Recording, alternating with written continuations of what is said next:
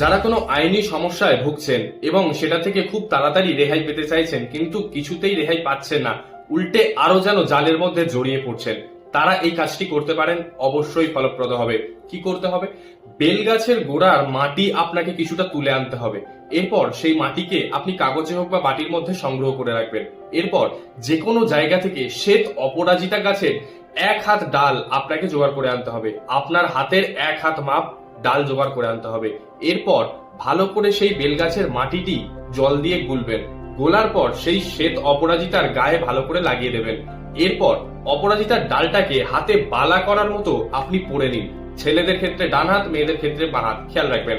এটি করুন এবং আইনি সমস্যার মধ্যে আপনি যে পড়ে আছেন সেটা থেকে আপনি খুব তাড়াতাড়ি রেহাই পেয়ে যাবেন। 21 দিন পর্যন্ত আপনাকে এটা পড়ে থাকতে হবে, অথবা যখন আপনার কেস লড়ার সময় আসবে তখন এটি আপনি করতে পারেন।